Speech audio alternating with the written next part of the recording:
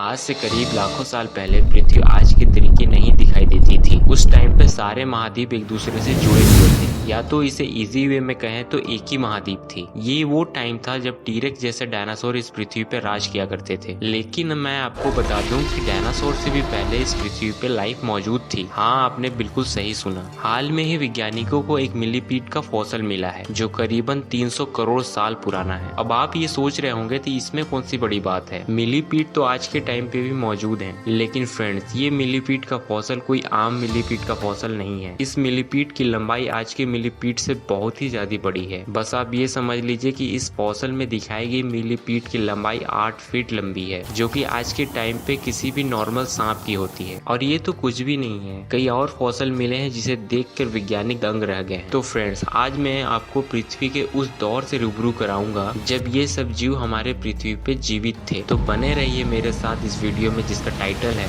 Once upon a time on अर्थ।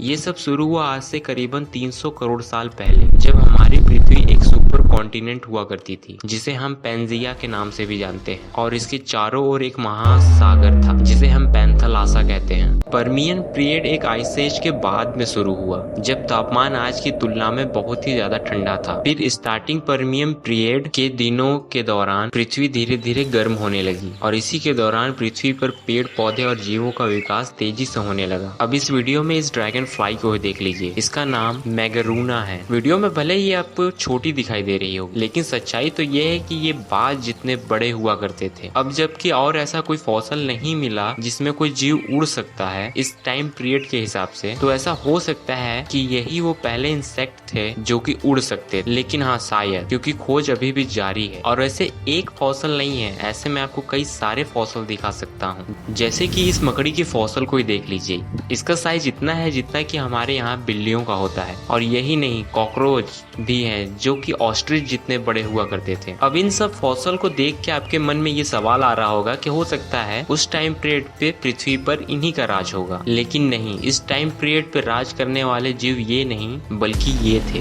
डिमेट्रोडॉन। इसके तो नाम में ही डॉन है। ये जानवर जितना दिलचस्प दिखाई दे रहा है उतना ही खतरनाक भी है। अगर इसकी लंबाई की बात करें तो ये 16 फीट लंबे और 225 किलोग्राम के हुआ करते थे। इसके रीढ़ के हड्डी के ऊपर एक सेल हुआ करता था। वैज्ञानिकों का ऐसा मानना है कि ये सेल इस जीव के बॉडी टेम्परेचर को नियंत्रण रखता था। जैसे कि गर्मियों के दिनों में ये सेल इसकी बॉडी को ठंडा रखता था, और ठंडी के दिनों में ये सेल इसके बॉडी को गर्म रखता था। अगर आप इसे ध्यान से देखें तो ऐसा लगता है शायद ये कोई जीता जागता मगरमच्छ है। ये जीव अपने टाइम के सबसे खतरनाक शिकारी हुआ करते थे। अपनी कमाल की फुर्ती और तेज दांतों से ये किसी भी जीव को फाड़ के रख सकते थे।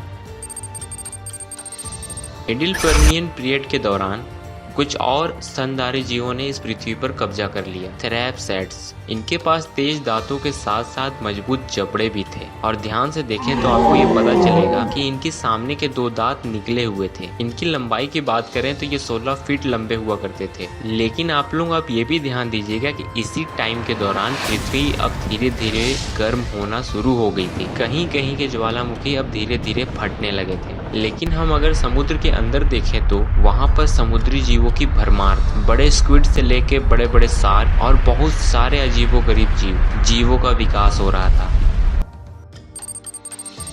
लेट पर्मियम पीरियड के दौरान आपको एक ऐसा भी जीव मिलेगा जिससे शायद आप दोस्ती भी कर सकते हैं, लिटोसॉरस। ये दिखने में कुछ छिपकली और सुअर के क्रॉस की तरीके लग रहे थे, लेकिन मैं आपको बता दूं ये दिखने में ही सिर्फ डरावने थे। ये जीव पूर्ण रूप से शाकाहारी थे। ये सिर्फ 3 फीट लंबा हुआ करते थे और ये ज्यादातर बिल बना के रहते थे। समय के साथ एक और स्तनधारी जीव इस दुनिया में आया, द सिनोडॉन। ये किसी विशाल चूहे की तरीके दिखते थे। इस 3 फीट के जीव के पास मूछें भी हुआ करती थीं, और ये छोटे जानवरों और कीड़ों को खाते थे। लेकिन शायद प्रकृति को कुछ और ही मंजूर था। अब इन सब के दौरान हवा में कुछ बहुत ही बुरा पक रहा। बहुत सारे ज्वालामुखी एक साथ फट रहे थे। उनसे निकलने वाला धुआं ऑक्सीजन को खत्म कर रहा था। वैज्ञानिकों का मानना है कि उस टाइम पर पृथ्वी पर सिर्फ 10% ऑक्सीजन थी, और फिर धीरे धीरे तापमान बढ़ता ही चला गया। आप इसे ऐसा समझ सकते हैं कि पृथ्वी उस टाइम पे ओवन में बदल गया था। इस दुनिया में सभी अच्छी चीजों का अंत हो जाता है, और लगभग 252 करोड़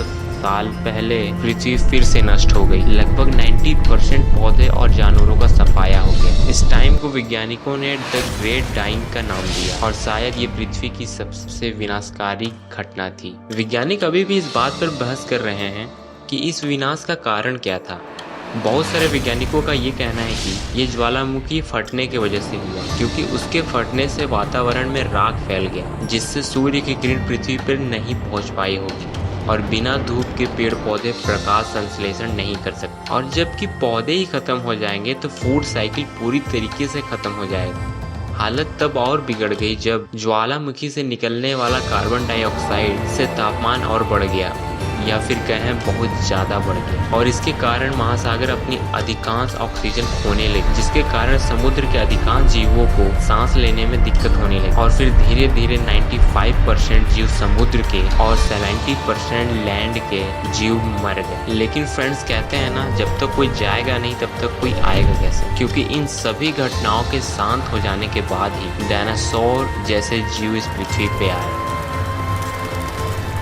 तो बस फ्रेंड, इस वीडियो में इतना ही। अगर आपको मेरा वीडियो पसंद आया हो तो वीडियो को लाइक और चैनल को सब्सक्राइब करना मत भूलें, और मुझे कमेंट में ज़रूर बताएं कि किस डायनासोर से आपको सबसे ज़्यादा डर लगता है। मैं फिर मिलूंगा किसी और टॉपिक के साथ, तब तक के लिए सी यू लेटर।